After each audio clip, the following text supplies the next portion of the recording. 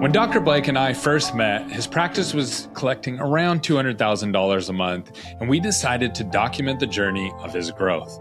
And over the last 52 episodes, if you've been following along, you've seen recently that he collected nearly $750,000 in a single month as a GP office in a super competitive market, fee for service.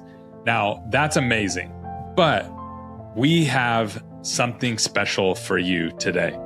We have taken the top 6 things that we've learned over the last year that if you apply to your practice, these 6 lessons will help you grow tremendously. So check out this episode, celebrate our 1-year anniversary, and thank you so much for following along. And we got a lot more to do, so next year is even going to be more crazy. Thanks for tuning in. Stay tuned. What's something inside of you that had to change to become the dentist that could 10x their new patients? I think fear of failure, and that's been my crux all along. You know, even growing up in sports, the reason I was decent at sports was because I was just so scared that I was going to strike out 3 times. You know what I mean? And I think like learning how to harness that and use it to give me energy and give me a purpose was good. But I also think that a lot of times it left a hole in me that didn't allow me to really reach my full potential. And for me, like in dentistry, I had a moment where I was like, okay, I've got to get over that hump. Like I can't just let that continue to dominate me. And marketing was a big part of that. Being afraid of like, oh my gosh, I don't want to waste $5,000. And that seems like a lot. But then like when you're in the position where I'm at, spending what I'm spending on marketing, like $5,000 seems like a drop in the bucket, right? And I just had to get past the like, oh my gosh, if this doesn't work, it's going to end our business and it's all going to come crumbling down. And what I've learned is like, all of this is reversible.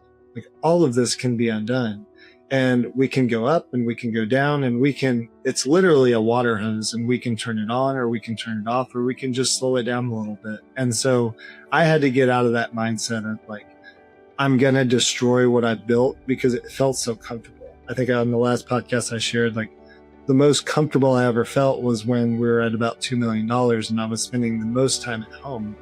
And I think in this season of my life, like I love being at home with my family, but I also love growing the business, right? And I know that there's going to be a season, my kids are 5 and 3-year-old twins, but like there's going to be a season really soon where like they're going to need me at the ball field at 5 o'clock, but right now they don't. And so now is my time to like pull these things out of me and try to grow in a way that's going to help support the life that I know is coming in the next couple of years. This may be off topic, but like the quote is strong convictions loosely held, right? And like the people that I know and like where I've gotten, but when I think of like some of the names that I mentioned, they have really, really strong convictions about maybe their model or how they've decided to grow or whatever, but they hold it really loosely. They're like, you could convince me in a weekend to do something different, right? And it goes back to the curiosity. It's like they're curious to know other ways of doing it or other ways of growth, or how could I prep this tooth a little bit differently?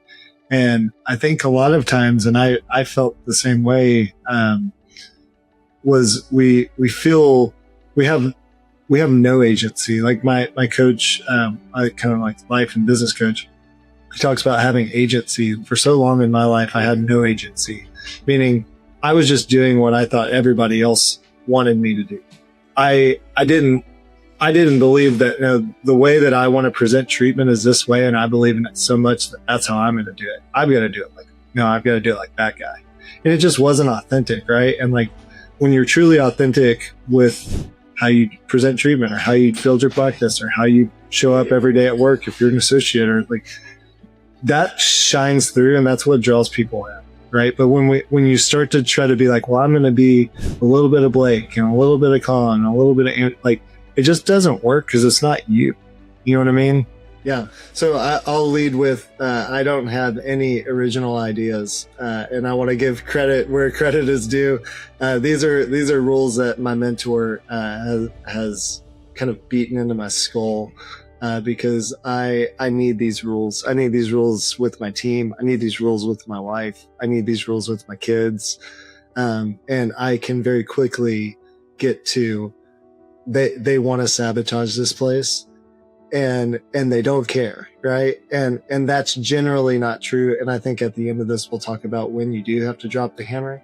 But these two rules have meant a ton to me and have really changed how I approach a lot of conversations. And we've all been there, right? Like, problems don't frustrate us. It's old problems that frustrate us. It's the fact that we've asked Julie 35 times to make sure that when she unlocks the door, that she flips the switch so it stays in. Like, we've asked, you know what I mean? And we get so irritated, and we believe that it's because these people don't care. And it's just not true. And these are rules that, honestly, if you could call me every day and just remind me of them, it would make me a better person. Because I struggle with these daily, but they're great rules nonetheless. Mm-hmm. Yeah, for sure. I think that, like, a lot of this stuff goes into another thing that's not my idea, but it leads right into what's a framework of what's called omission and commission, and we have kind of like a vernacular within DSI that we talk this way. But the beautiful, and I do omission commission with every new hire, and then I do omission commission directly after any team member might be let go. Right. And the reason I do is because I want to remind people that they're in charge of their future. And so these two rules play directly into that, where we talk about omission, and those are things that are missing, right? Those are things that could be improved. You don't have enough cassettes to be able to see the patients that we have coming through the door. You don't know how to set up the room correctly. You don't have enough iPads to get consent in a timely manner. Like things that are missing. And the beautiful thing about omission is that it's 90-10. 90% of the responsibility relies on me. And then 10% of the responsibility is just you coming to tell me, or the leader, that this thing is missing. I don't know how to do this, right? And then we can fix that problem.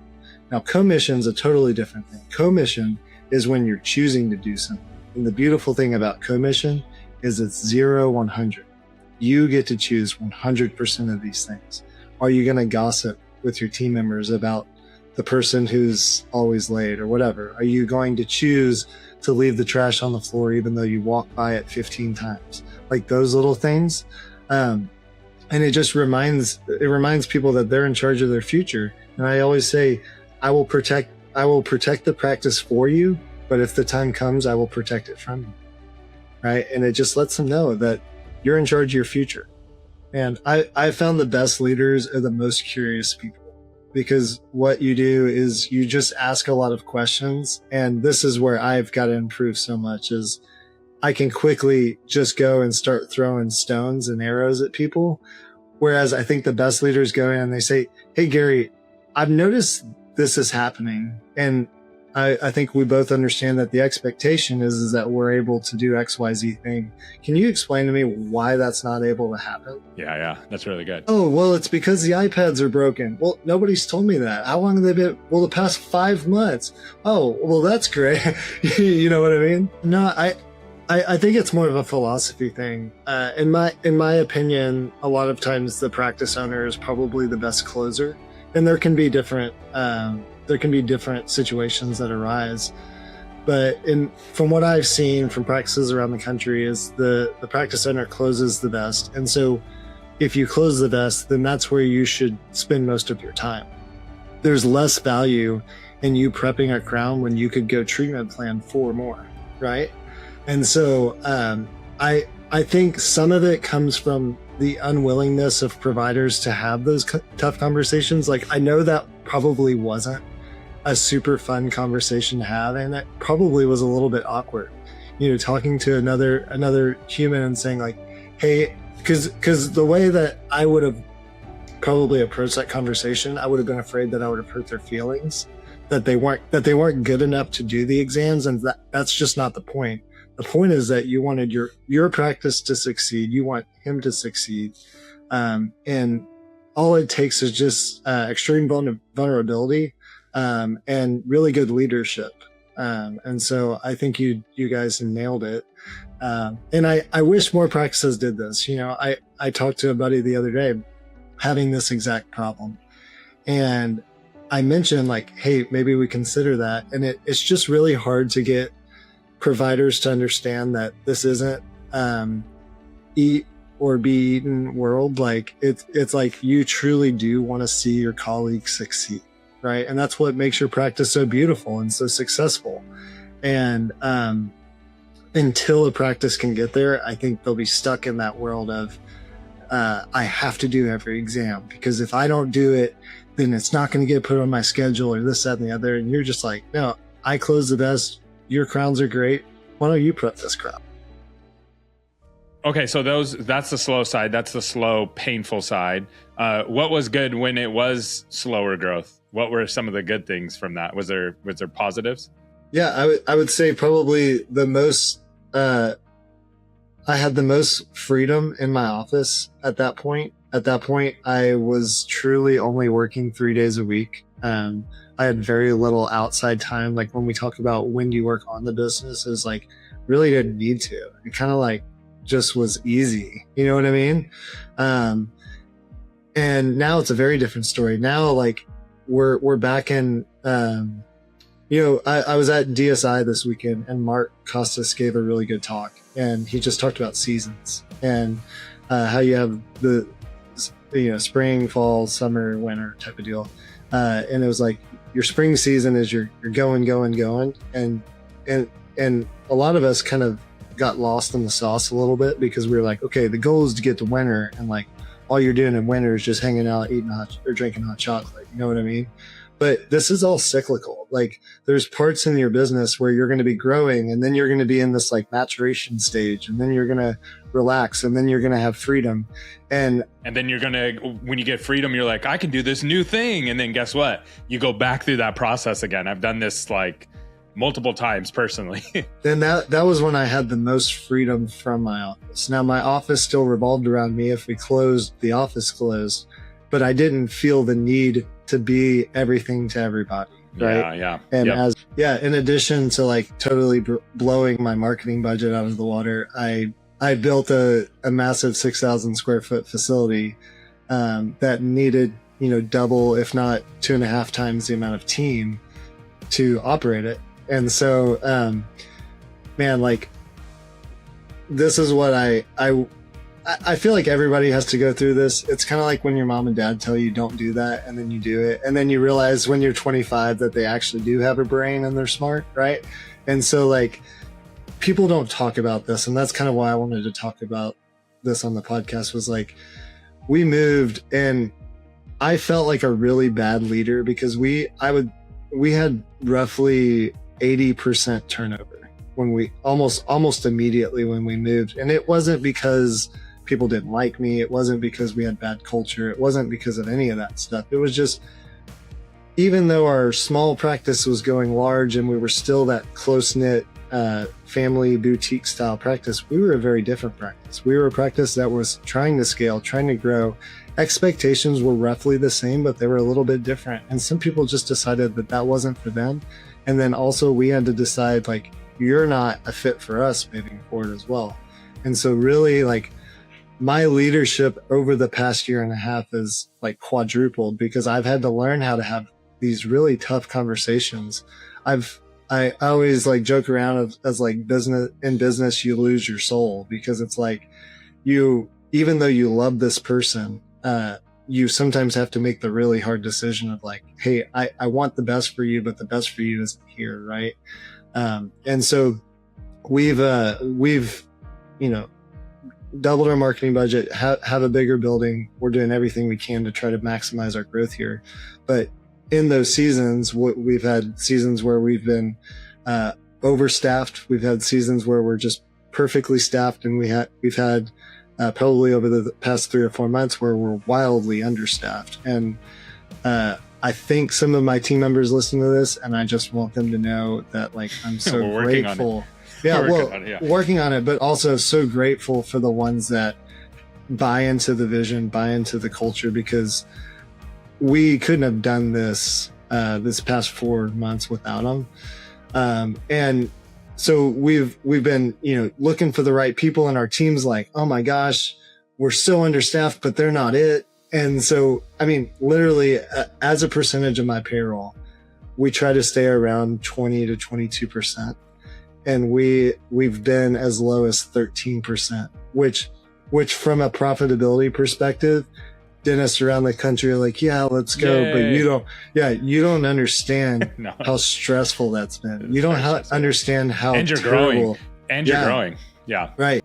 Yeah. So I think it's, and it really goes into the financial menu, but it's just understanding the patient, understanding what everything is. And so, when we do anything, we want to make sure that we have both written and verbal consents and whatnot, and that also goes for financing. So when we present treatment, we have them sign, and even if they don't sign up for treatment, we have them still sign the financial menu stating that they understand what we run through and they understand that the crown costs X amount of dollars. That doesn't mean that they're saying yes to treatment. They'll sign the consent form when they show up for the appointment, saying they understand the risks and the alternatives, but they're signing the financial menu saying, I understand financially what's going on. So where that comes into play is we've all had these situations where, Jenny comes in and she says, well, I didn't know that the crown was going to cost $1,500. And you're like, it's really weird. Like Casper must have snuck in and signed this form. And so it's really easy to combat some of that stuff when you've got a digital record of that, and you can just say, hey, I totally understand. Would it be helpful if I sent over the forms that you signed that states that you understand the stuff, and I can understand if we need to walk through that again. But it backs them off. So there's a rule, dental doesn't use it, but it's in all other sales industry. There's a rule in sales that buyers are liars. And I think that sometimes people lie, yes, but what it means at its root is most people forget what they agreed to, and they build out their own narrative and they have their own memory of it. So one of the things that we do at our company that's similar to that, and it's different because we're B2B, but we record every conversation.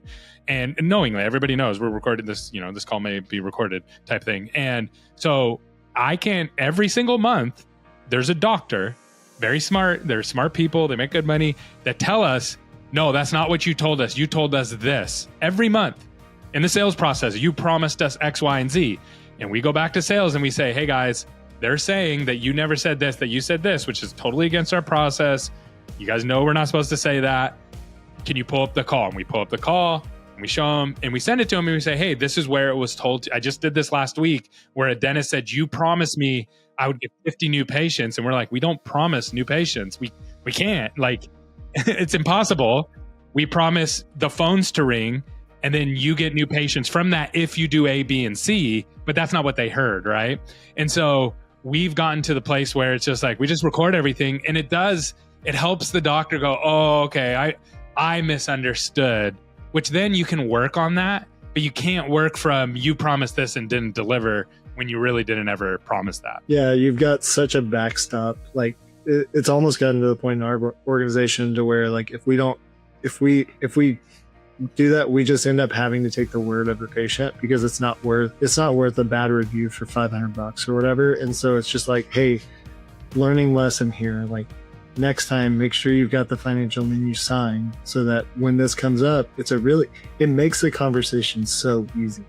It's so easy. Otherwise, you're just running in circles. What do you think that blocker is that's not allowing dentists to get over it? Is it literally the insurances and the way it's structured? Is that it? Yeah, and I get it. I have an incredible privilege of being out of network, and there's a lot of work that's gone into that. In fact, we were talking about that before the call, just how hard it is to be out of network and how it's not for everybody. But if it is for you, then it can work really well. But it's just really hard to pay a hygienist 50, 60. I know in California, or Oregon, I've heard $85 an hour, when the insurance is paying $40 for their cleaning.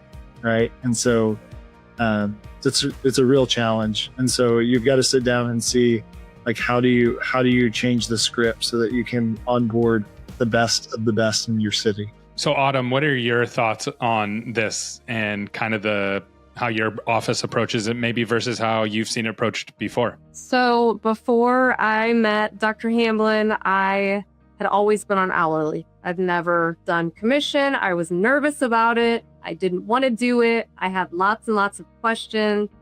I just wanted an hourly rate, but I took the leap, and I'm glad that I did, because I 110% am getting paid more now than I would just hourly somewhere else. I think there may be in the very beginning that I didn't, probably the very first paycheck that I didn't make bonus. And I'm not doing anything out of the ordinary. I'm just doing my job, and I'm helping the patients the best that I can. And then it all comes with it. A lot of our decisions run through our core values. So do you have a commitment to excellence? Do you have extreme ownership in what you do? Do you have, are you innovative in how you think and live life? So like if a problem comes up, are you just going to throw your hands up and say, I don't know? Or are you going to get creative and see how you might be able to solve that problem? And so we'll just walk through different scenarios with people and ask them in the past, how have you handled X, Y, or Z thing? And it becomes very clear when you have 5 or 6 guiding principles that run your organization. And when you can very tactfully ask some questions surrounding those to the applicant and say, how would you handle this situation?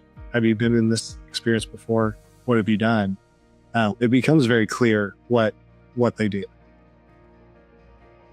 Now, one other tip that I want to give people is it's important to remember when people leave bad reviews, the most recent reviews don't actually pop up at the top. So just because if someone goes on and says, this place is horrible, they don't clean any of their instruments, you're going to catch a disease. Let's say that's the review somebody leaves.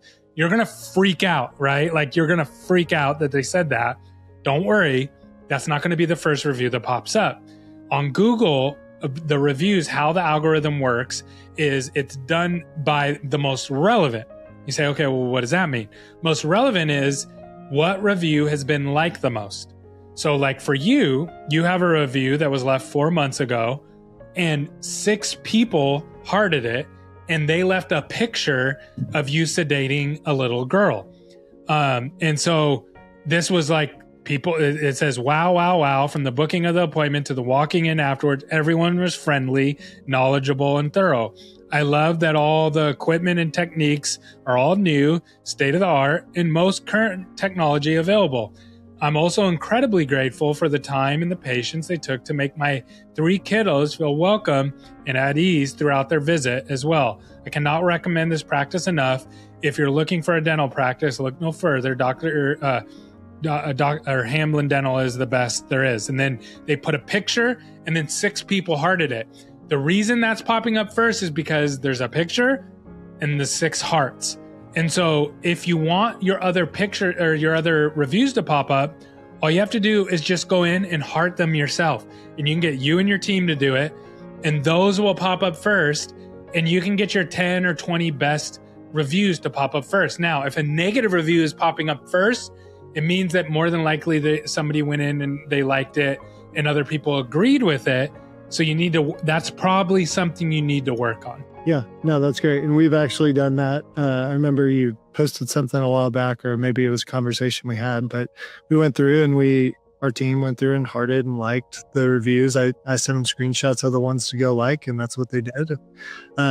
It's worked great. And the other thing is too, is if you, I know this isn't necessarily a positive Google review episode, but for the reviews, if you can ask specifically when they leave a review, if they did Invisalign or they did veneers, to say that in the review. So that when other people looking for Invisalign or veneers come to the site, they'll see that in the review and it'll populate for them. And that's key. I know that's a big push for us as of the past year and a half or so. Staying on top of AR, you had a funny story on this one. Yeah.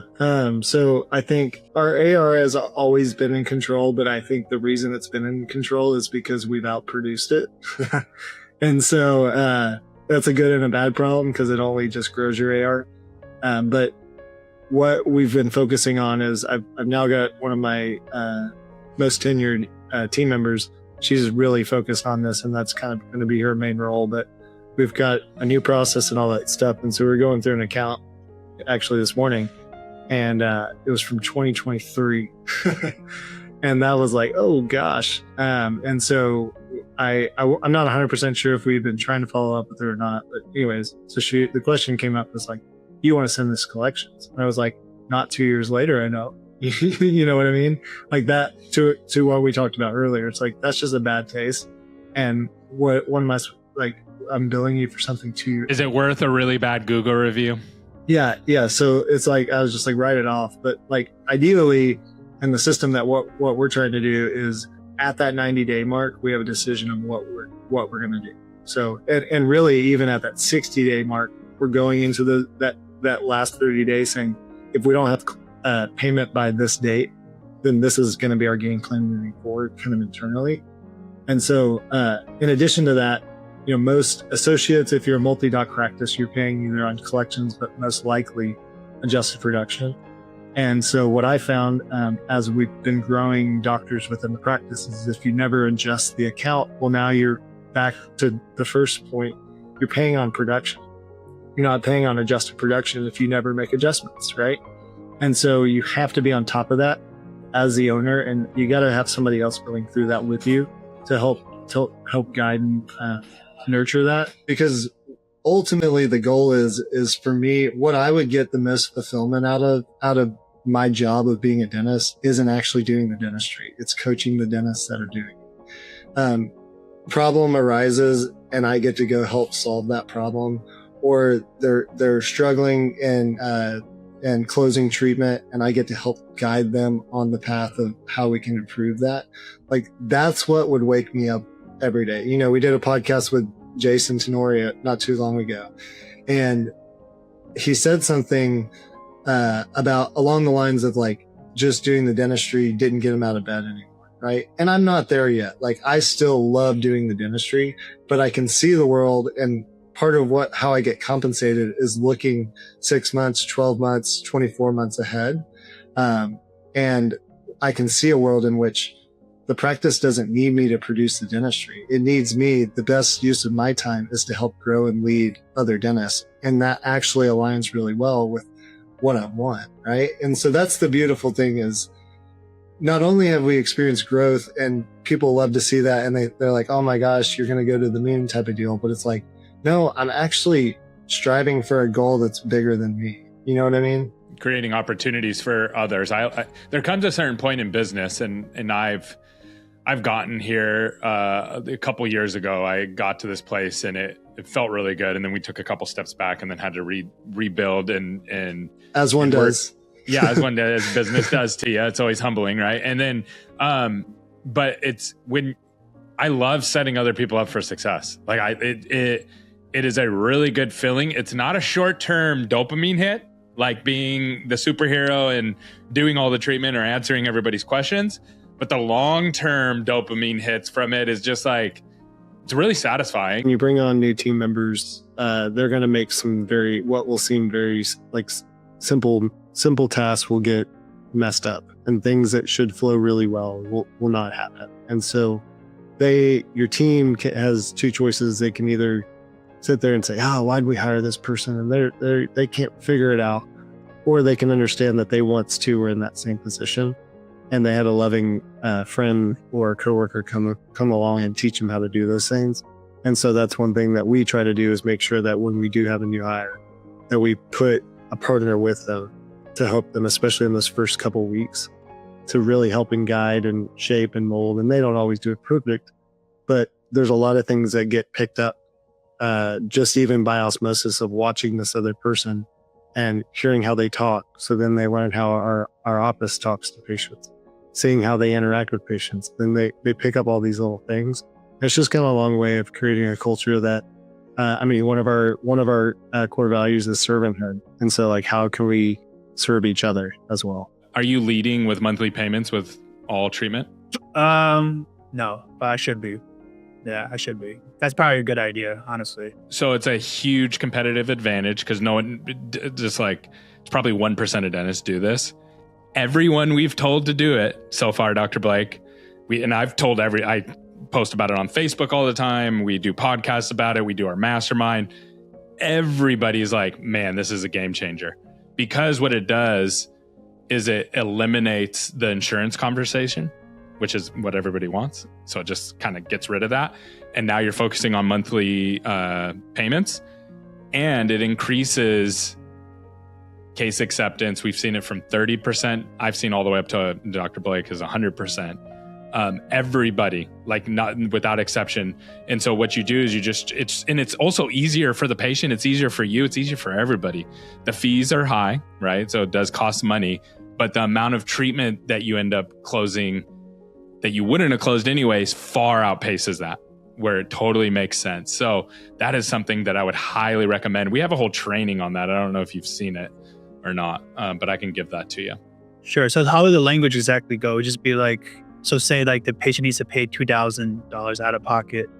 Because I know you have to run them through Cherry. You don't know exactly the monthly payment they need to make, but like, how would the language go in terms of like case acceptance? Like, it'd be like, oh, your monthly payment would be around $100, $200 a month or something. And then, Yeah. So we have a form, and I believe it's on our website, that you're welcome to download and use. And it's incredibly helpful for patients. But we move basically whatever shows up on your Open Dental or Eagle software, whatever you use, you transfer it over to this Google Doc, and then we use iPads. You can print it out. But it gives you a rough estimate of what that dollar amount would be to finance. So it's not going to be exact, but it's going to, the whole point of it is to determine, do these people want to pay with cash, credit card, check, or do they want to finance treatment, right? And so it'd be really easy. Hey, Patrick, do you have any questions about the plan that Dr. Hamlin went through with you? No, I don't. Okay, awesome. So to do this crown, it's going to cost about $2,000 or as little as $250 a month. Which of these options works better for you? And then don't say anything. The rule with that, a sales rule, and I know dentists hate this, but this is sales, and this is a rule. First to talk loses. So in any presentation, when you're presenting something like that, and like if I was selling you marketing, and I said, okay, the marketing is going to be $5,000 a month. Here's everything that you're going to get. Boom, boom, boom, and you can pay for it this way or that way. First to talk loses. So my goal is to get you to talk first, and the reason for that is then you can give rebuttals and explanations, and you're going to get to the root of the actual problem. They're going to tell you what they're actually thinking now. I'm scared of the treatment. I don't know if I'm going to qualify for the treatment. My credit's bad. Whatever it is, you're going to get to the actual root of it. Yeah, we had a situation today actually that we had a patient that came in for the $49 cleaning.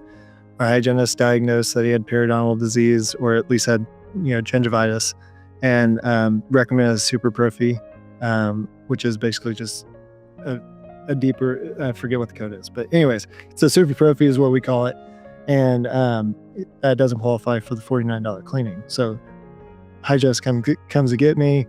Hey, I've already talked to him about doing a deeper cleaning. He doesn't want to do it, but he wants to talk to you about some other stuff in the future. He wants to do some cosmetic work, of course. And so I walk in, we talk about, doing Invisalign and veneers and stuff like that.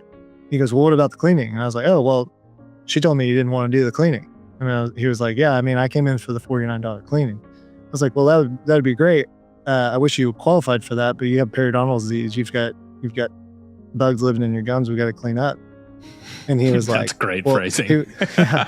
And he was like, well, I came in to the $49 cleaning. And I was like, oh, okay. So if we made this affordable for you, would you want to consider it? And he was like, well, I'm not going to qualify. I already know I got low credit. I'm not going to qualify. I was like, all right, well, we can try. He's like, well, I don't want my credit score to get hit. It's like, oh no, it doesn't do that either.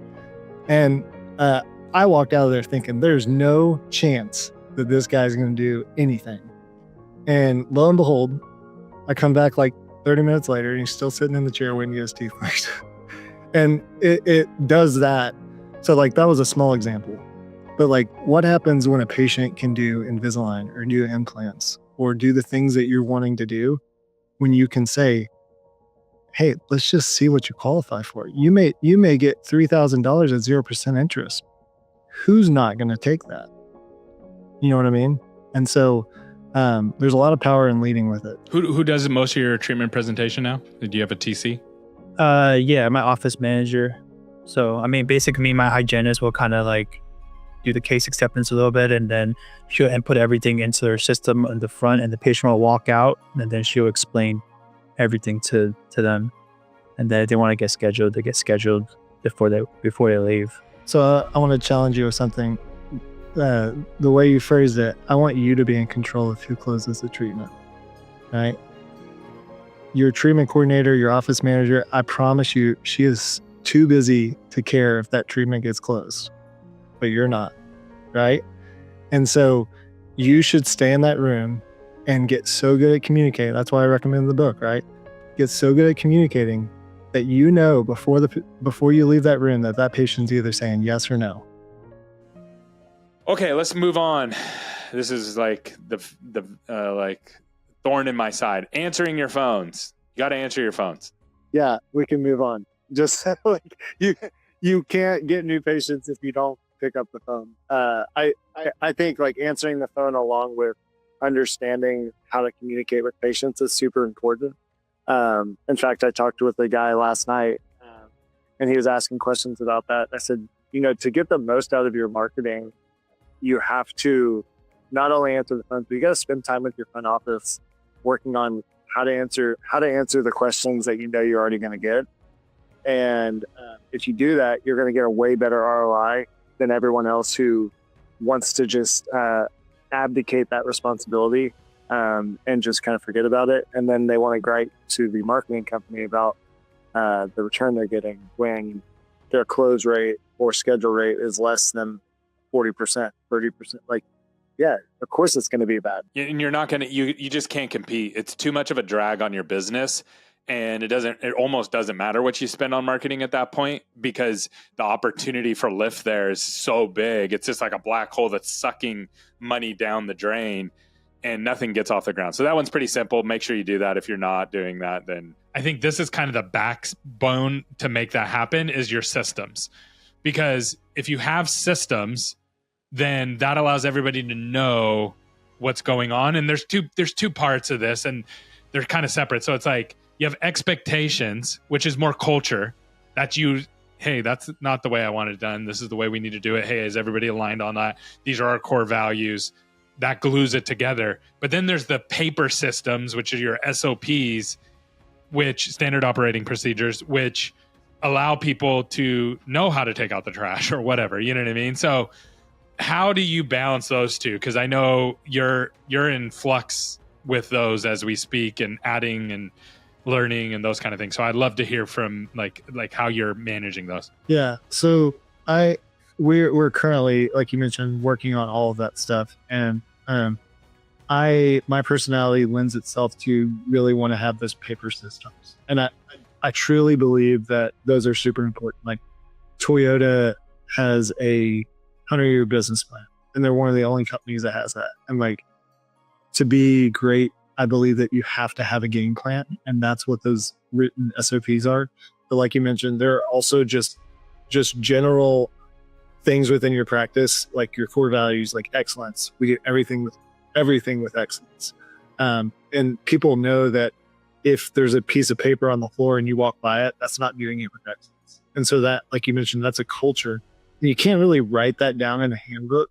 Like you can, but it would be an endless handbook, right? Of how to not do things that aren't excellent, right? It's too big to put in a handbook, but one word. What I've found is like the written systems, I think, are incredibly valuable for onboarding new hires. Like you can shrink the time that it takes to bring someone onto your team if you've got it written down, and you can just say, hey, right now we actually don't have time to dive into all the intricacies, but if you just follow this 4-step protocol, you're going to do this about 80% of the way. And that's going to be good enough for today. And tomorrow we're going to link up and walk through how to do it 100%, that kind of thing. But I think if the team is aware of like, these are generally our systems, like we don't let patients waiting in the lobby for more than 3 minutes when they arrive. Like that's one of our systems, right? we don't want people sitting there with x-rays up on the front screen. When we're done presenting the x-rays, bring it back and let them look at something nice. Or if we're talking about cosmetic stuff, leave the ugly photo up on the screen. We want them to stare at that ugly, right? And so when your team understands that, and that's part of your system, you're going to have better conversion, you're going to have better production, you're going to have better efficiencies, you're going to have all the things that we want, and that creates freedom.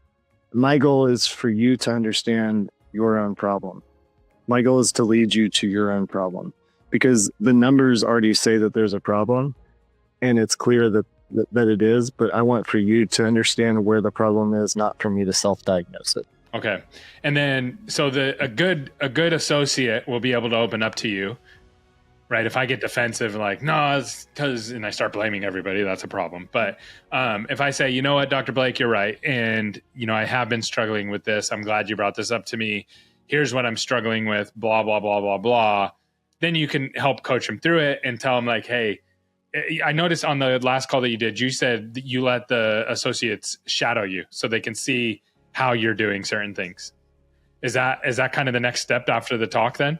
Yeah, I think that would be a great idea. Assuming that you're the best communicator in the practice, that would be the way I would do it. If your treatment coordinator is the best communicator in the practice, then they should go listen to the treatment coordinator.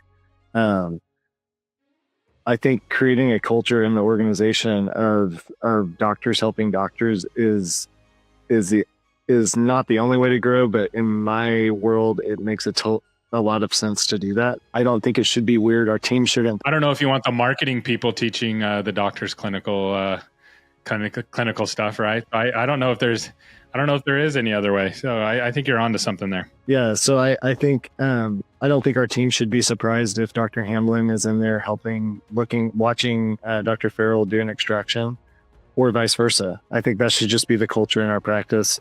And as we grow, more and more doctors, they do the same thing. Okay. So the first step is the metrics. You got to have those. If you're not tracking them, start tracking them. And then from there, you have to create a baseline for yourself. Now you have a baseline to work with your associates. And through that, you need to start building a culture of like, hey, we need to help each other. We need to watch each other. A lot of practices don't have that. That's the number one complaint of younger dentists is like, I don't have a mentor. The big problem and the elephant in the room is that insurance reimbursements are standing in the way of what doctors can afford to pay hygienists and what hygienists are wanting to make as on an hourly rate.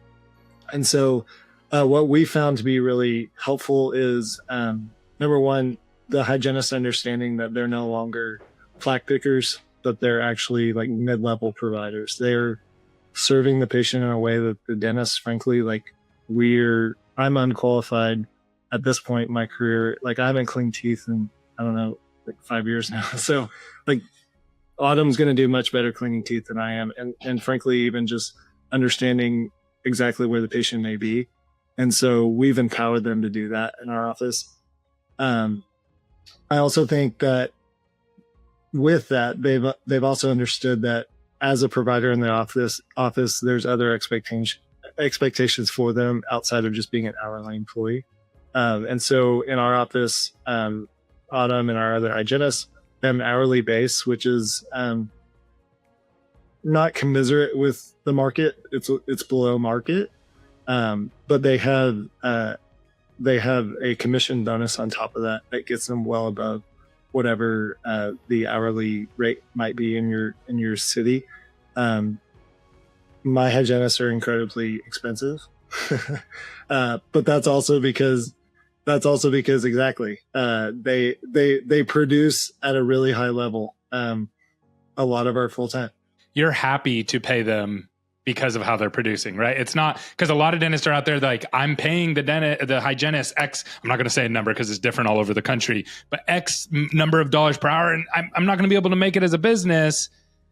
And so they're not happy because of the output that they're getting, but you are happy with the output that you're getting. Yeah. So the general rule that you need to consider if you were to consider switching from an hourly hygiene compensation to even a commission or a hybrid, which is what we do, is you need to understand that a hygienist has got to produce about 3.3 times their pay. And so you've got to look and see, okay, with what you're doing now, is that even possible? Like in some offices, maybe not. But then I think we as dentists are very quick to say, well, we just can't do it. In our office, what we've said is like, how can we do it, right?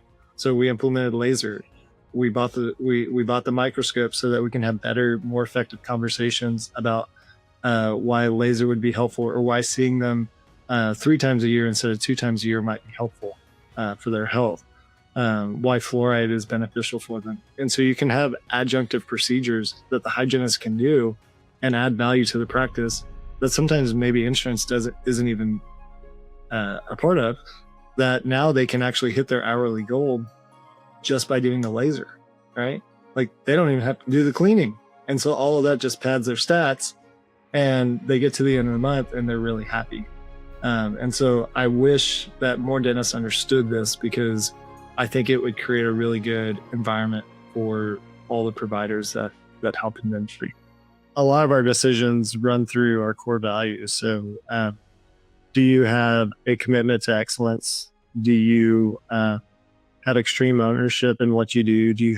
Are you innovative in how you think and live life? So like if a problem comes up, are you just gonna throw your hands up and say, I don't know? Or are you gonna get creative and see how you might be able to solve that problem? And so we'll just walk through different scenarios with people and ask them in the past, how have you handled X, Y, or Z thing? And it becomes very clear when you have 5 or 6 guiding principles that run your organization.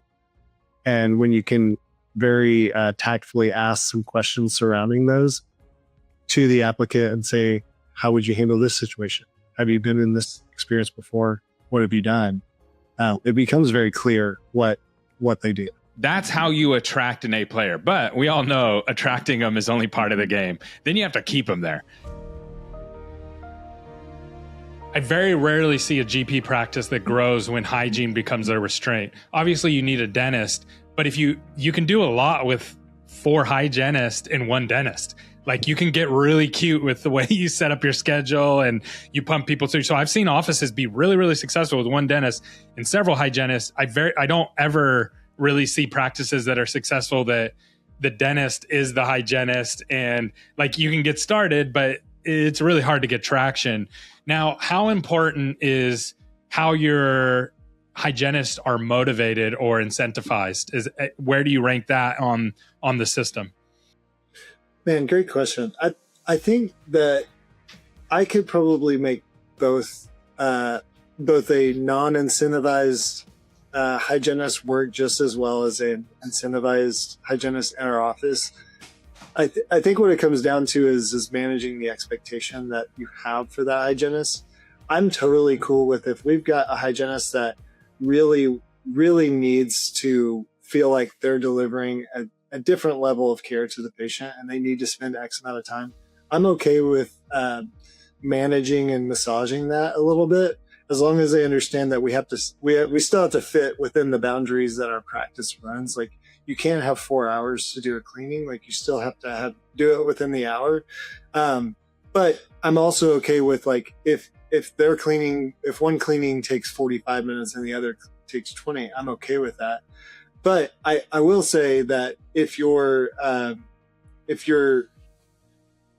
can track that when you incentivize people, generally you can follow the result that follows the incentivization, right? And so if you've got a hygienist that is incentivized to take the x-rays that they're expected to take, that is incentivized maybe even on treatment acceptance. I know with a lot of these softwares, you can even track the combos that are used. So like Dr. Hamblin and Anna, like how well do they accept treatment? What is their acceptance rate? Which is kind of a cool thing that you could get lost in. I wouldn't say go do that, but nonetheless, it does make a difference and you can track all that stuff. So I think if you have an incentivized hygienist, you can certainly extract more value monetarily out of them because the business is aligned with the outcome as well.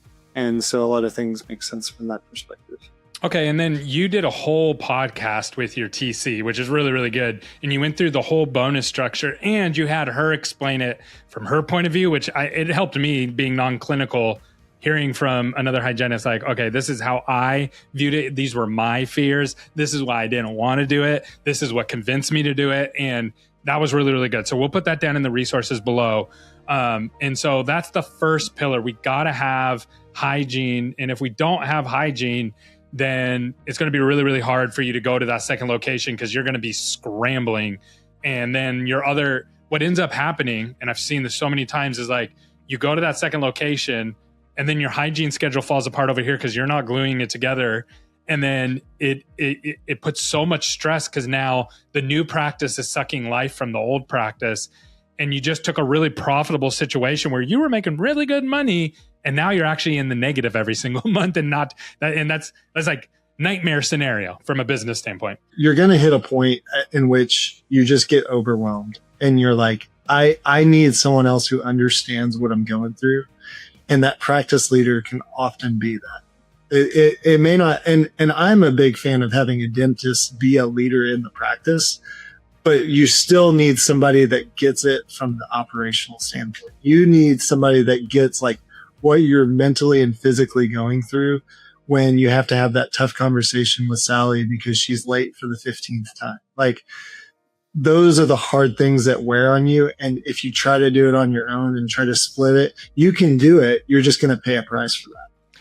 Yeah. So anybody who's a parent's going to understand this statement. Anybody who's not's not going to understand it. You have to have good cop, bad cop. You have to. There's somebody that needs to be able to come in and say, hey, you shouldn't have done this. This was bad. And here's the punishment.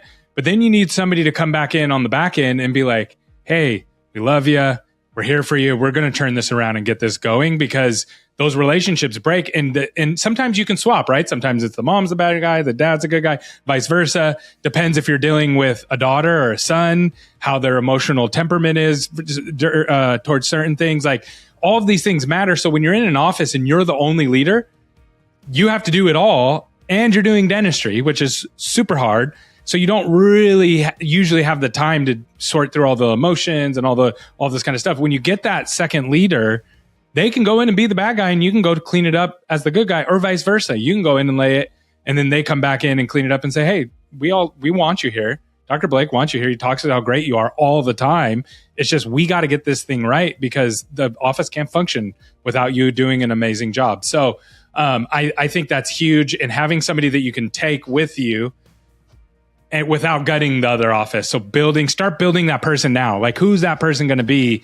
And maybe even build two people. And something that I've seen that works really well with this, if you want to start developing these next, like, level 2 or tier 2 leaders, is start to give them duties or jobs, not the whole job, and don't dump all the work on them, but give them one project that a leader would normally do, and tell them, say, hey, I want to give you this. I think you're ready for it. I want to see how you do, and then I want to work through it with you, and I want to help you with it, and give them a leader opportunity, and an opportunity to lead, and see how they do. And if they do well, and you can do that with two people. I've done that where I'll have two people running simultaneously, like giving them leadership opportunities and seeing how they respond. The best leaders are the most curious people, because what you do is you just ask a lot of questions. And this is where I've got to improve so much, is I can quickly just go and start throwing stones and arrows at people. Whereas I think the best leaders go in and they say, hey, Gary, I've noticed this is happening. And I think we both understand that the expectation is that we're able to do XYZ thing. Can you explain to me why that's not able to happen? Yeah. That's really good. Oh, well, it's because the iPads are broken. Well, nobody's told me that. How long have they been? Well, the past 5 months. Oh, well, that's great. You know what I mean? Yep. Yeah, I really, really like that. I like that framing. And it allows you a lot of room to be able to respond correctly. Because there are times, your third point on this was like, once you do these two things, once you assume the best, everybody wants to do a good job. And that any errors are an error of just misunderstanding or misalignment. But once you get all those clear and a person's just sandbagging, it becomes like uber clear. You're not guessing. And that's what I love. And one other framework that I've learned that helps with this is telling stories saying that I might be wrong. So I did this today. I said, hey guys, I might be totally wrong on this, but I feel like this is something that might be happening. Are you guys seeing that too? And by saying it might be a wrong story is fine. It allows everybody else to frame their story. And then it allows you to come to a really quick conclusion, especially with a group of leaders. That is another like framing of that. It's same kind of thing where you're not assuming, you're asking. Right. And where I know I can get the most frustrated is when I try to like teach. Yeah, because you that's ultimately what you want to do is you want to change their mind to what your mind is. And at times you need to change your mind to what their mind is, but they don't know how to articulate that to you because you hold all the power in the relationship. So they don't know how to express like, hey, you told me to do this way the first time. You know what I mean? Like, so you have to keep playing that. I kind of look at it like a game. You have to keep playing that game over and over and over again. And then what ends up happening, and this happens with your kids, your wife, people will bring you things when they know that they're not going to have their head chopped off. So, hey, I just noticed that the iPads haven't been getting changed and I figured out why, blah, blah, blah, blah. And you're like, oh, that's awesome that you found that. And now that you're bringing it up and you reward it with positive feedback, that's how you know you're doing this right. The way to get that to stop, I've learned, is someone brings you bad news and you absolutely just dunk on them and just, bruh. And they're like, nope, never again. I'm not saying anything and I'm just going to do my job like a robot. And you end up no one wants to tell you anything. And that's, I think, a lot of dentists and a lot of entrepreneurs too, but dentists, especially because they're doing dentistry all day, get stuck in that. And then their teams get stuck in that. One of the best summits to go to just because of the quality of speakers. It's not a event that you're really trying to be sold anything, though there are a ton of vendors there. But I think Mark Costas has just done a great job of curating speakers that speak to real life challenges that you may face in dentistry, but also like last year, Ryan Holiday was there. So it was like, I love that guy. Yeah, it was really cool to like, to learn about philosophy. And then of course, Alistair is there as well, which if you've never heard Alistair speak, like it's a master class and he can talk about the sky being blue and you'll be drawn into the conversation. So, I've really just, learned a lot from going, but also the quality of person that's there.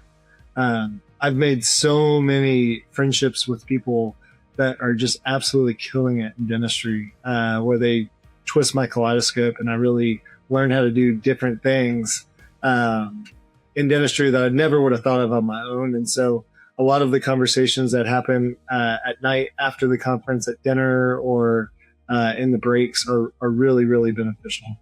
And I know you have a lot to do with these groups. They have masterminds, right? And you guys go to them and you talk to them. And I know that people changed your minds about some things, and that's how you've grown so much. And now you're changing other people's minds. Is that right? Yeah, no, it's a lot of fun. And what I've learned is like the best leaders are just curious people. And that's how I approach coaching or mastermind that even we run, is like asking a lot of questions, trying to figure out the why behind the question. You know, a lot of times it'll be like, hey, Dr. Hamblin, how'd you grow up from 20 to 200? It's like, well, why do you want to know that? You know what I mean? Like, what's your end goal, right? And so that's what people did to me. They really pulled out of me what I was really searching for. You know, we're really just all kind of chasing each other's goals, if that makes sense. But I think if you can figure out a way to put a persona behind those goals. So, for example, I look at, Andrew Vallow as somebody who has taught me a ton of valuable things in dentistry, but also like he's incredibly wise when it comes to how to scale and grow, especially with second gen offices. And so when I think of second gen, I think of Andrew Vallow. And then when I think of how do I grow a practice by, scaling an ultra hyper growth market, like I think of Colin Myrick. He's really scaled and grown his business in the unique community that he's in. And so really putting a persona behind that has helped me. And I wouldn't have been able to do that if I wasn't a part of groups like this, that I can connect with dentists that aren't just showing up and want to prep the crown and go home. these people really want to learn and grow.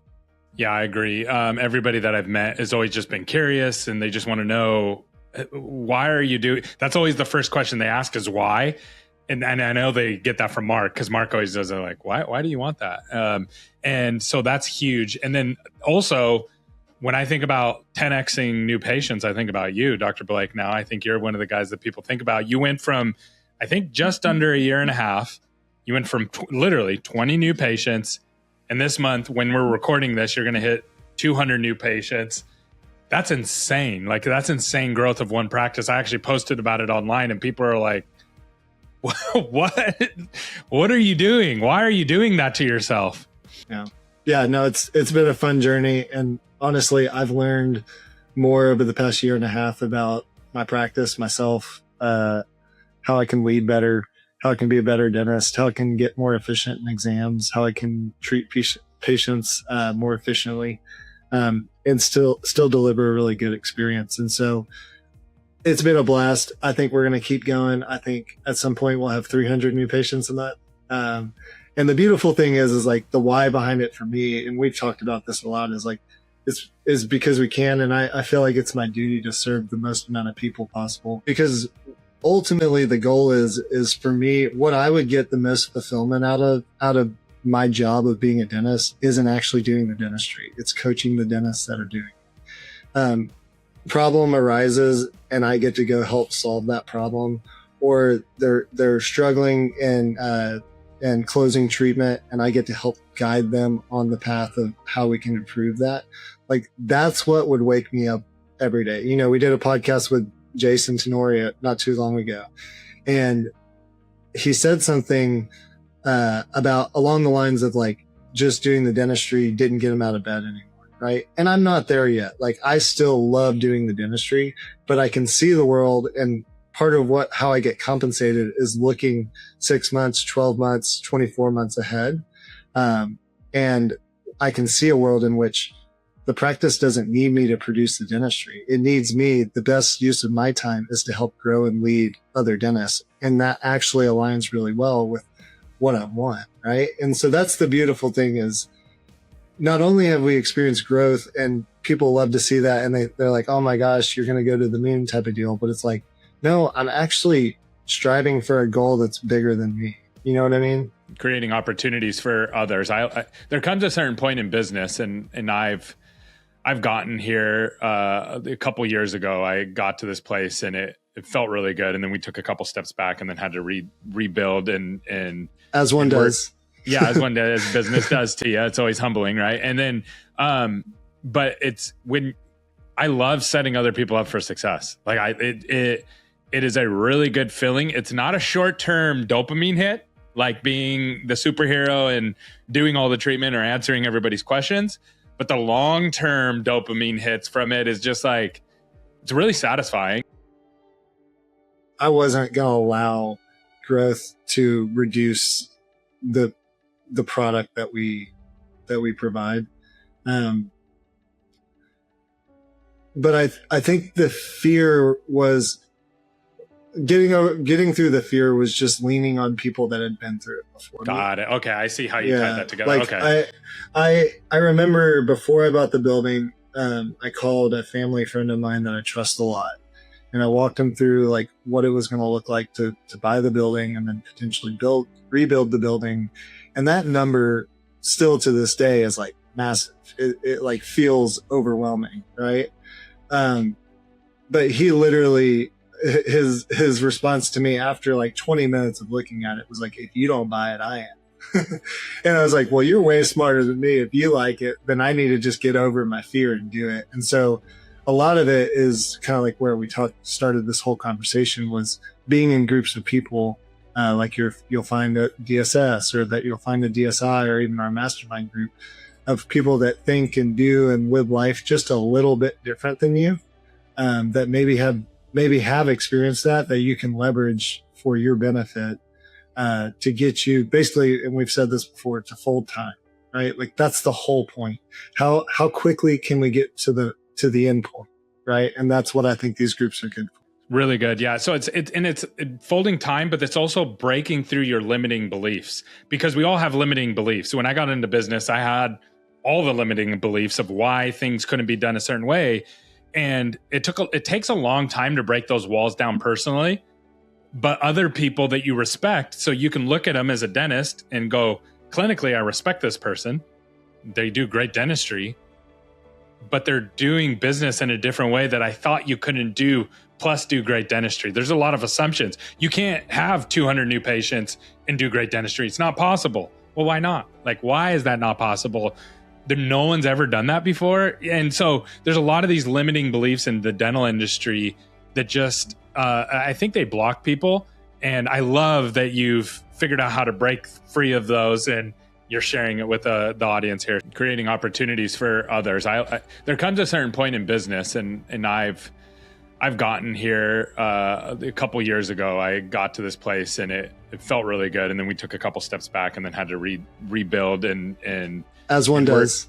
Yeah, as one does, business does to you. It's always humbling, right? And then, but it's when I love setting other people up for success. Like it is a really good feeling. It's not a short-term dopamine hit, like being the superhero and doing all the treatment or answering everybody's questions. But the long-term dopamine hits from it is just like, it's really satisfying and it's really good. And then you go through, like, people leave and people don't appreciate it, but it still feels good. It still feels awesome to set people up for success. It's one of the reasons I love dental marketing so much, is because I get to work with people like you and watch them reach their business goals. It's so satisfying. Like, it's amazing. It creates a whole nother thing of problems like we're talking about, but it's just really satisfying to grow. I enjoy growing. I appreciate you because you're always growing. And that's actually our company why, is always growing. And my personal why is I always want to be growing. I always want to be growing spiritually, with maturity, I want to grow my family, all that kind of stuff. And so I just love it. And I appreciate you coming on today and sharing this. And if you're still watching this, that means that you enjoy the content. And we have a mastermind. We just had ended up being 8 doctors in there or something like that. A lot of people there. The people in the mastermind are growing, and they're growing fast. And so we just had a doctor come on and do a podcast that will be dropping soon. It was the last episode, I believe, when this one comes out. They went from $100,000 to $200,000 in 90 days. Mm-hmm. Insane. In collections, they more than doubled their collections in 90 days. And it wasn't because they came in and spent a bunch of money. They just made some small tweaks, and those small tweaks absolutely rocket shipped them. Yeah, thanks for all the tips. Oh yeah, I'm always thinking, but I appreciate now that I got certain advice from you guys, I'm gonna think about it a lot more. Absolutely. Yeah, I appreciate all the advice. Yeah, man, this is really cool. I appreciate you watching the show. I appreciate you coming on. Most dentists would not do this. And I know you're going to be successful. The second you DM me and you were like, hey, here's what I'm working on, and yeah, I'd love to come on and just talk about my practice, I was like, this dude's going to be successful. You're going to hit all your goals. If you're willing to ask questions and work through problems, you're going to do great. And so as long as you keep doing that, you're going to figure it out. Dentistry is one of those businesses that has a low fail rate, very high success rate. And it's really just about, are you willing to work through the bottlenecks? So you're going to crush, man. Thank you. And I appreciate that. And then also I'm a big fan of your podcast too.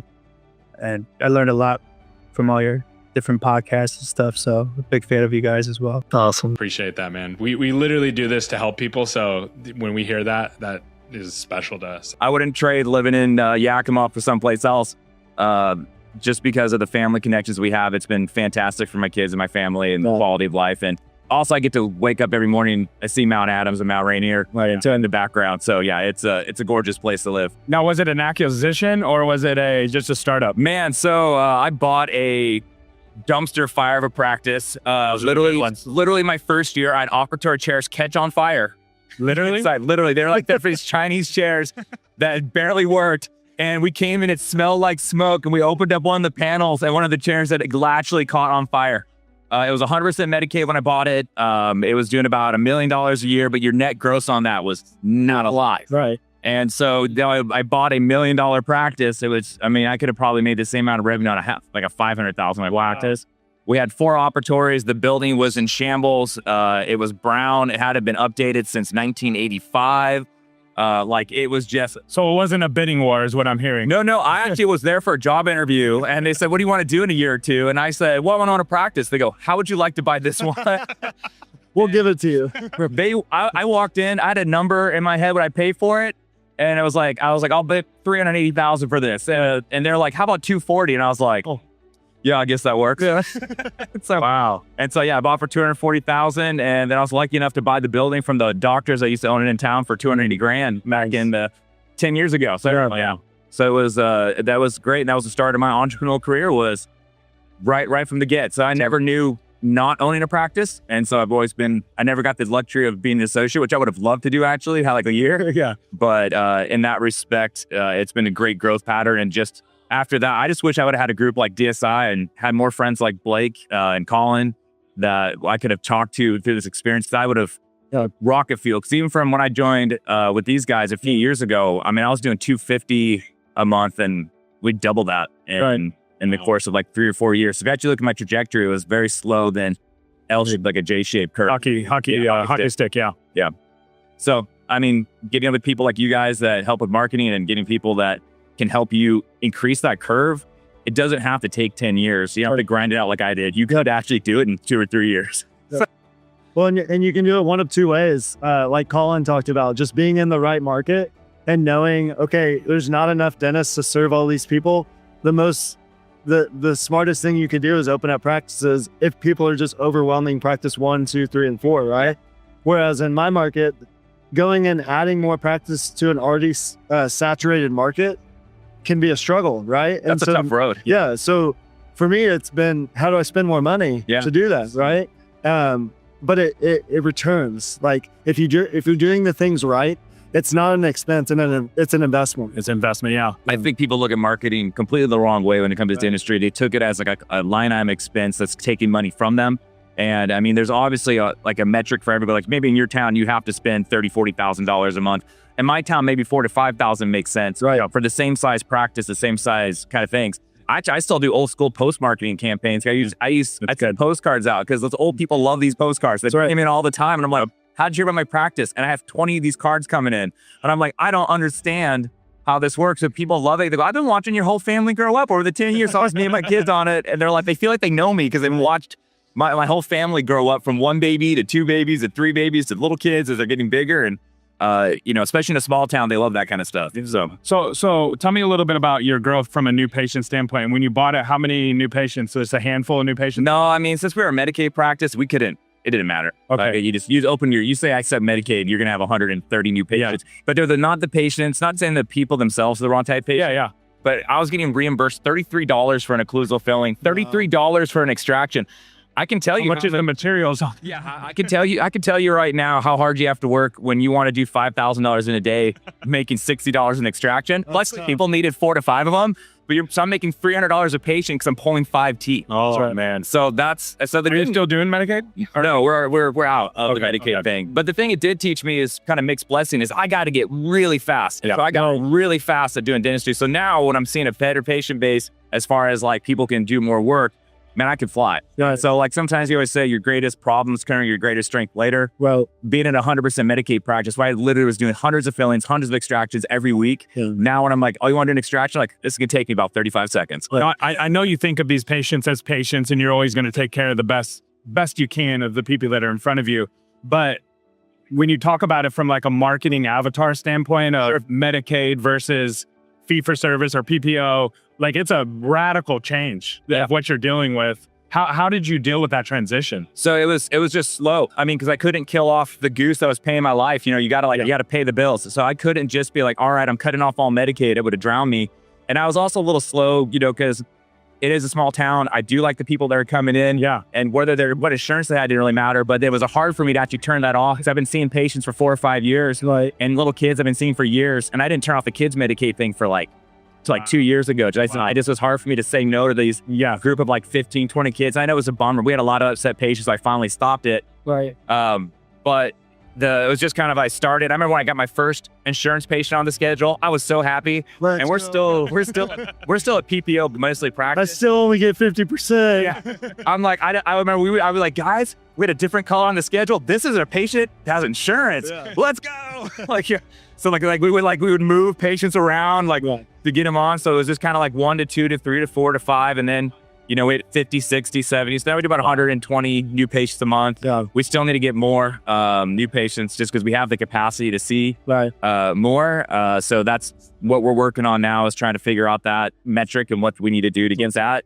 But it's at this point, it's different strategies. You can't just do one. I think you have to be multimodal about how you market. Right. And it can't just be just Google. It can't just be this. It can't be. Especially in your kind of market, you're a lot more rural. So there's only so many people searching for a dentist. Yes. Or if you run Facebook ads, you could hit everybody in 1 month. Right. Do like 100 times. People complain that they see me too much.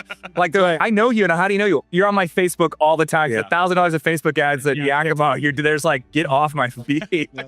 Yeah, so you have to hit a lot of different angles. You have to hit the people who aren't on those platforms, who aren't searching for a dentist. Or are you reaching outside of your community, like pretty far? Yeah, we go, for our specialty stuff, we do all in arch cases and dentures and implants. So we actually go sometimes as far as 100, 110 miles away, because we back up the mountain range. So those small mountain communities either can go west of Seattle or east to us. And most people rather come down east to come see us than go to the nightmare of Seattle.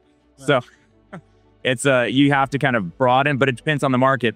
Traditional patient, for implant patients, we have a wider scope. Right. We spend more money in different markets. So you just got to kind of pick. Yeah. And I think just knowing, we as dentists, we don't take the time to really figure out what's working and then double down on that. Yeah. Like we think, we wasted $3,000 on that mailer campaign. Well, did we give it enough time? Did we try it? Did we have an offer that was actually worthwhile? Like, that's what I've found with working with Gary and SMC is the problem was the offer. Yeah. Nobody cares if you have a $399 cleaning. That's still expensive. Yeah. Nobody cares if you're giving away free whitening. What they care about is, can they come in and get the service that they think is really valuable for next to nothing? Yeah.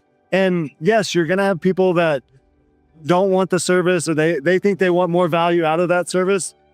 But most of the people that come through the door, they just needed a way to be able to come in and know that it wasn't going to cost $400. Because they want to, because how the dentists see it a lot of times, you can correct me if I'm wrong, is that, hey, I went to school for all this time, I invested all these loans, bought the business, and now I'm giving away this portion of treatment. Right. And it's kind of like a slap in the face. But how the patient sees it is, hey, I just want to come in and see if I want to go with this dentist. Right. And how do I do this without paying thousands of dollars or hundreds of dollars? Well, if you think about it, if you could try something before you buy it, that's all the time. Hey, free $10 for the first month, $20. Yeah. And so if you give a patient a low barrier to entry to come see you the first time, and you're right, your conversion rate on those patients is going to be lower than an insurance patient. I can tell you for a fact that we're about 33% conversion rate for actually them accepting treatment for a cash patient coming on a $99 special versus we're like an 85 with an insurance patient. Right. But the thing is, when half the people don't have insurance, you're basically saying I'm only going to cater to the half the people that have insurance. Right. No, you got to cater to everybody. Oh, yeah, it's a big, powerful point. There's also the other point too, that you also get market for the bigger ticket items like the all-in-X case and stuff. And those are by and large cash patients. Even if they have insurance, it's basically a cash patient. Yeah. And the conversion rate's nothing, but the ROI is What I've found too is a lot of these patients that even have insurance, they see the $49 special and they still come in because of the $49 special, right? But what you're really doing is you're building a practice that can revolve around both insurance because you take it. Correct. And non-insurance because now the people that don't have insurance have a way of getting in the door. Yeah. You know what I mean? And so you can quite literally build a practice that the rest of the dental world will say that you can't do. Yeah. Because they don't take your insurance. Yeah. Well, no. You just have to give them a way to make them pay. Yeah. Make them feel that they can afford the dentistry, right? 100%. I try to make it a little more sticky too with the membership plan. Right. So we don't get a lot of the cash patients converting, but we probably got 150 people now on a membership plan. And that makes them a lot more sticky because once they've already paid into the system, They show up for their cleanings. And I think for me, I was actually listening to Alex Hamurdi, who was talking about this, is that getting them back to the second visit is the most crucial step. And that's actually what I've been focusing on recently is how do I get you back for a second visit? I don't even care if you didn't spend any money. How can I get you back for a second visit? So that's actually what I'm dwelling my little head on right now. How do I get more of those patients to only show up for one? Because your retention rate goes through the roof once you get to the second. So you have to remove all the friction in the first step in the second. Yeah, I was telling myself, like, well, we should give them a $99 patient special again if that really is going to help. Like, how can we get them to be a little stickier? And so that's what I'm working on right now. So that's great. When I crack that nut, I'll let you know. Yeah. Okay, so I want to know, there's dentists out there, there's a lot of dentists, and Mark actually talked about this morning, that are really struggling because the game has changed as far as dentistry goes. Sure. Insurances are reimbursing less, labor's up, inflation's up 32%, patients are accepting less treatment overall. It's harder to keep your team. So the game that we were playing pre-COVID is not the same game as we're playing now. From a business standpoint, what would you tell to those dentists that are out there that are kind of stuck in that old model, and now we're having to move to the new model? What would you say to them to help them change their paradigm shift? I would say the core things I recognize in most new dentists that I feel that they need to shift in their own thing is, first off, their own skill sets. Yeah. I can't tell how many people I've talked to that refer out endo. And I go, you're referring out molar endo and you're telling me you can't make money in your practice? Right. How many cases you refer out this month? I've heard out 15 cases. I go, so you just let $15,000 walk out and you're saying you're struggling? So that's 180 grand a year. So you just said you don't want your kids to have an extra 180 grand a year. That's great. Do you want to learn molar endo? It's boring. Oh, it's boring. I get it. Molar endo is boring. Yeah, boring. But same thing, but skill set up on implants, skill set up on yourself. And then you can also communicate that to the rest of your team, and you can teach and coach your associates that they come on board. Yep. And so you can be like, no, I'm the guy that knows how to do everything. So you can fall back on me. That's going to help in the long term. In the short term, I mean, if you have a patient walking in that needs an implant, and you're referring that out down to the oral surgeon, you're just giving the crown when you could have got the implant, bone graft, extraction, guided tissue, and all in one bundle. And you can do it the same day because they walk in and you finance them with Cherry and you're slam dunk that case for $6,000. That is what you need to be doing. So if you don't have that skill set, you don't have even that opportunity. So you didn't even get that back because you can't even swing the club. Right. So let's make sure you have enough tools in your tool set first. Then you can also say, I need to layer on the rest of the marketing and the business manager piece. But man, if you got to be an animal when it comes into the chair, you got to be able to do like 99% of stuff. I get it. You don't want to do sinus lifts. I don't like them either. Fine. But you should be able to do implants and molar endo and feel very comfortable in those procedures and be able to talk to the patient, communicate that, because that's patients in pain and that's same day treatment. Today, I'm going to put an implant on you today. That's right. Not tomorrow, not in 3 months, not in 6 months. Today. Oh, you want to do today? I got my cone beam. Let's go. Let's go. Yeah. I think for me, so that's a mouthful right there. No, yeah, that's great. I think for me, specifically for the owners, what I see are people that don't really know their numbers, and they're intimidated by what those numbers will be. And we live in a world now where you can get an answer in 10 seconds if you just get on Claude or chat and just put your P&L on there and ask it to show you where the holes are. And that's where I've had the biggest change in my business, is where I can really look at my numbers and say, if I turn this knob just a little bit, it makes a radically different change. Yeah. And I think if more dentists understood that more profitability is sitting right under their nose, if they made a few changes, that their life... Every practice is sitting on money, like a boatload of money, that for sending a text or an email or different treatment. Also, you said something that you said on stage that was very powerful. You said, focus on one or two numbers. I think dentists are very analytical by nature, because you have to be a dentist, right?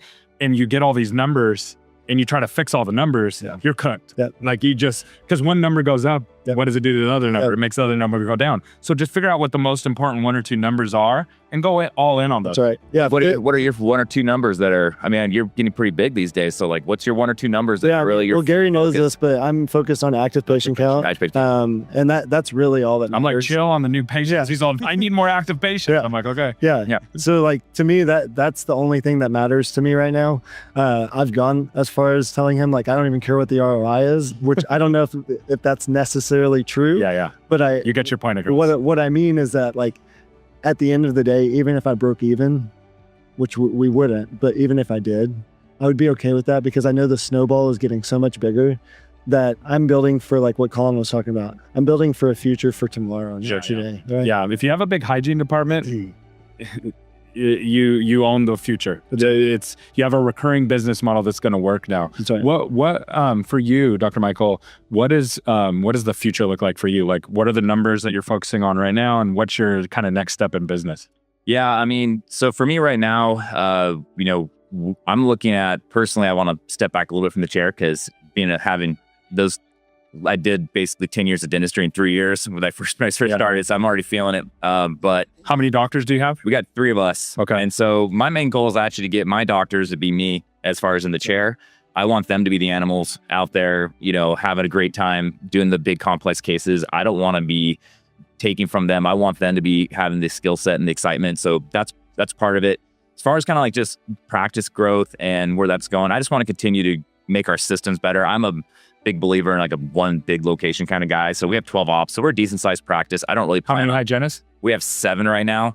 Okay. One's a restorative hygienist, which if you can have restorative hygiene, that's a game huge in changer. Washington, right? Yeah. It's like having a mini associate you pay not quite as much, but still quite a bit. So for me right now, I'm focusing on new patient count, trying to get a new patient count so we can make sure that we can keep all the columns full, busy. We've seen a little bit of decline in Washington State, especially in our area. It's rural, like I said, and it's the expenses are going up. People are getting paid less. So we've noticed People are that kind of leaving the city and coming out to the rural, right? And that's driving things up. Is that no, it's just the cost of gas. Yeah. I mean, like just fuel. I mean, normal inflation? if you think about it, if you're a person that makes $20 an hour, I was talking to somebody about this the other day. You make $20 an hour, gas is $6. So it's just to fill up your car costs you your day's worth of work. And then I'm telling you, you need a $500 crown, Right. and you went from $3 gas to $6 gas. It sounds simple, but realistically, and you have patients living on the line. Yeah. The average person can only afford a $400, can't even afford a $400 emergency. Correct. So they're walking in my office. I'm telling them it's $2,000, and they can't afford $400. Right. So like whenever you have these marginal changes, now we're working in this new field of what can we do as the economy is getting tighter, at least in my market. What can we do to continue our growth while things are shrinking? So that means more volume, chasing better. Are you doing patient financing? Do you do? Oh yeah. How do you do that? Like, walk me through that. So we actually pre-qualify everybody that walks through the door because you can do that with Cherry. You can know just with their name, birth date. There's no social security number, anything like that. You don't find out if they're qualified or not. So they're already pre-qualified before they even walk in the door. At least we know they can get it. Right. Every patient gets offered financing every time. I don't care if it's for a $50 family. Like, would you like financing for that? That's right. And so, people say no, but the thing is, it happens too. If you offer financing to everybody, they'll tell you no I can't tell people tell me no, I'm going to pay cash. Then they walk in the day of, right. and they say, hey, can I hook up that Cherry? If you didn't offer them that financing, they didn't know that was an available option, then they're going to cancel their appointment, not keep it. But they know in the back of their head, hey, that water heater just blew up, but I still didn't get this tooth fixed. Right. They have financing. Let's go monthly payments, So guys. true. Yeah. So monthly payments is also a big focus because I don't want to talk to people about $10,000. I want to talk about it's going to be $100 a month. Yeah. Blake Atcher is the one that turned me out of that. He sent me this whole little packet, and it was beautiful and looked great. And so I stripped it down and made it worse and uglier. And then You got slap colors on. yeah, I did. I pretty much just copy paste, and then I'm like, hey guys, we have this great thing. Here's a system. Look what I did. Yeah. So I mean, that's a great part about actually, Mark was talking about getting in front of people. Nobody's going to send you that over because you're on a Facebook group together. But if you're talking to somebody live and you're looking in the eye, like, hey man, can you help me? And they're like, yeah, man, let me send you something. Yeah, so good. So yeah. Any more questions? I think it's great. I love Mike. He's a great dude. Yeah. He's built a great business. I know you're shy, so I appreciate you. Oh, well, I appreciate us. Yeah. Really quiet. But the humbling part too is that I'm 42. Blake's in his early 30s, and I just see their career trajectory. Like by the time you're my age, They're going to be like president, I just world domination. I always say I just can't wait to fund the G5 for me. So to come pick me up. We have a small airport. It's fine, guys. That's so awesome. You're crushing it. I really appreciate you coming on. This event is awesome, and hopefully other dentists can watch this kind of content and learn from it and figure out that you can be really, really successful. It's hard, but it is out there, and it doesn't matter what market you're in or what model you have, you can make it work. Yeah, they're sure fun too. It's way business is way more fun. Yeah. I mean, more money. Yeah, money always helps. Yeah, money helps. They always say they can't fix problems, but I find that to be very untrue. It fixes problems. Fixes Fixes all the money problems.